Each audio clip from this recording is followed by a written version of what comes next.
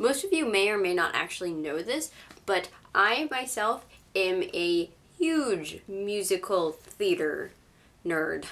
I was cleaning out my room the other day and I happened upon my giant stack of Playbills. Today I thought I would show you my Playbills and tell you a little bit about the shows I've seen. I have seen in total 15 Broadway shows. The first show I ever saw on Broadway was The Lion King, and I saw it in San Francisco when I was, I think, 12 years old, 11 years old? Yeah, I was about to go into the 6th grade. However old you are when you go to the 6th grade. First Broadway show I ever saw, and I was in love with it. I then saw White Christmas the next year. This is one of my favorite movies, and it was the first show where I kind of decided I wanted to be on Broadway. There was a girl in the show who was my age, and I was like, I want to be you. I wasn't, but this is what did it for me. When I was in the 8th grade, my mom took me to New York for my birthday, and we went to go see Rent, and I was so into it. I loved Rent. I was a Rent head, and it was great. I've actually seen Rent twice on Broadway, 3 times in total, but this was in New York, and then I actually saw it again in San Francisco when I was a sophomore in high school with Anthony Rapp and Adam Pascal. Oh, it was amazing. It was really cool. It was in the 3rd row, and I was like, oh my god, I'm so close to Anthony Rapp and Adam Pascal. It was awesome. Also, that New York trip, I went to go see Mary Poppins, which had actually just opened up on Broadway that year, and it was fantastic. I've actually seen Mary Poppins twice. I've seen it twice. I almost said 3 times. I loved the movie Mary Poppins, and this musical was amazing. It was so good. And the 3rd show I saw that time was Beauty and the Beast.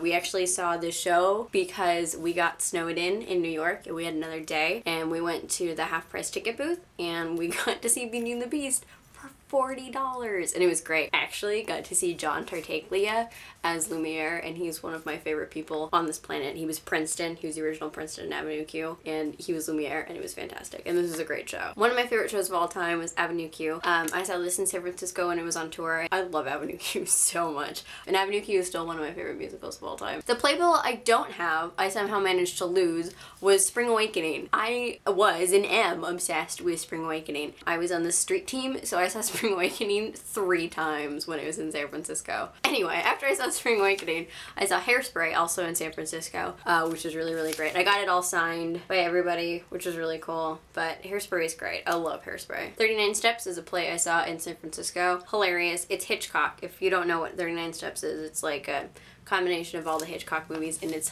hilarious. It's, I think, a 4-person cast, 1 main character, and then 3 people play the entire ensemble. It's really funny. I went back to New York when I was a sophomore in high school, and my mom took me to see In the Heights, and it was awesome because I love In the Heights. Lin-Manuel Miranda, who was the original Usnavi and wrote this entire musical, left 3 days before I got to New York. Heartbreaking. Worst news of my life. And most of the original cast was still in it. Like, I saw the original Nina, and I saw the original Benny and Sunny, but In the Heights is a fantastic show. Grease is another show I've seen. I'm not a huge fan of Grease, but my high school had done Grease that year, whatever it was, and we went to go see it as a cast, which was really fun. So I saw it in San Francisco, and it was really fun to like have done the show and then go see the show with your cast. It was a good production, but I'm just not a fan of Grease. Spamalot was hilarious. I love Spamalot. Holy Grail is one of my favorite movies, and the fact that it was a musical was awesome. It was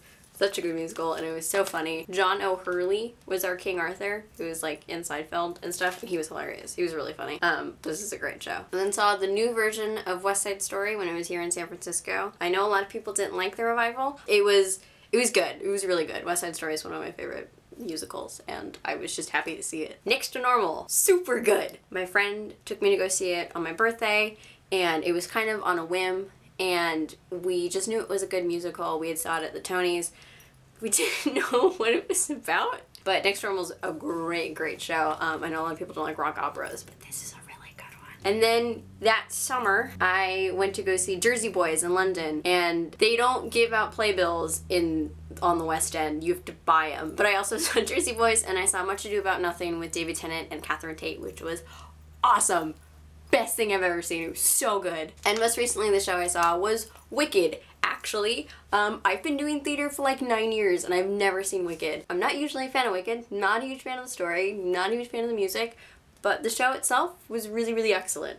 So, good job, Wicked. I'm sure most of this video was not interesting to a lot of you, but I really enjoy musical theater and it's something I wanted to share with some of you. If you guys have a favorite show or collect playbills, tell me about one of your favorite theater experiences in the comments. I love theater and I love talking to people about theater. So yeah, thanks guys for watching, and until next time, later days, or whatever.